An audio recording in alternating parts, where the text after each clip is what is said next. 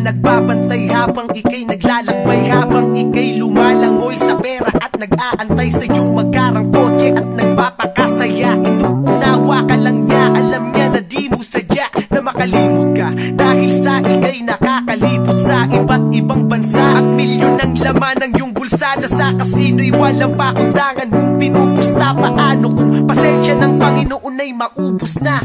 Magpasalamat ka, di ka niya iniwanan kahit napakasama mo. Sa halip pinatnubayan ka pa rin at binigyan ng pagkakataong magbago. Ngunit ang iyong pananampalataya'y lalong lumabo nung ika'y nalunod na sa dami ng iyong salapi. Di mo na nakita ang iyong mga sinayang na sandali, hanggang sa di mo na malaya na paubos na ang iyong yaman. Pero ang Diyos nandyan pa rin, di ka pinabayaan. Lagi siyang nasa iyong tabi, kung araw man kahit gabi, di ka niya mababayaan. Oh, di ka niya mababayaan. Basta't manali ka sa kanya.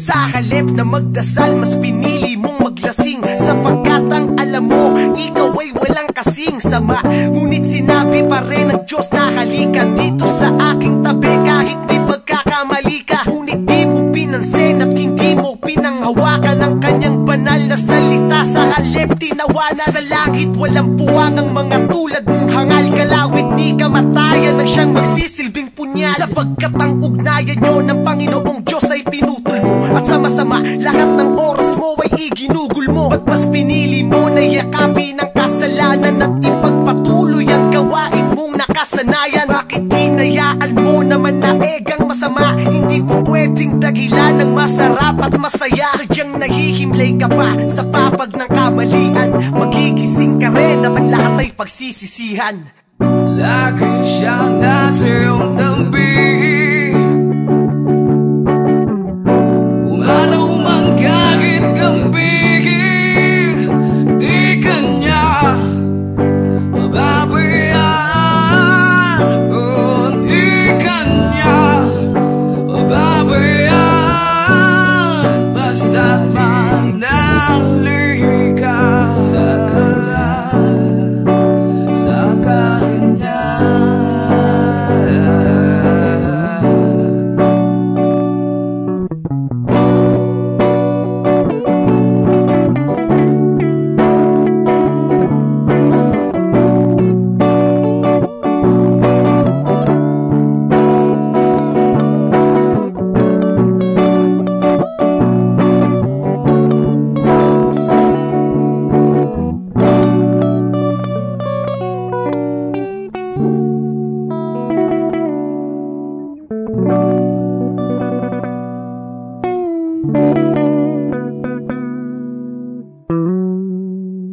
At dumating sa punto na nagkagulot, nagkagipitan, walang tumulong ni isa sa iyong mga kaibigang itinuring nung mga panahong ika'y sagana. Iniwan ka sa ere, tila na wala ng gana, at ngayon mag-isa kang umaharap sa pagdurusa. Mga luha mo'y nagsisipagbagsak na lang ng pusa, at naisip mo na wakasan na lang ang iyong buhay, pagkat kala mo sa'yo'y walang nagmamahal ng tunay. Ngunit nung sa Biblia ika'y biglang napatingin, dahan-dahang binitawan ng hawak mong patalim, at nung may isang linya kang nakita at binasa, ay nalaman mo na meron pang nalalabing pag-asa. Ang upos at mga bote sa iyong mesa ay hinawi, pinunasan ng bakas ng mga alak sa iyong labi, at paulit-ulit mo na sinasabi ay patawad sa iyong mga pinatay na mga taong di nagbayad ng utang. Alam mong kulang pa ang buhay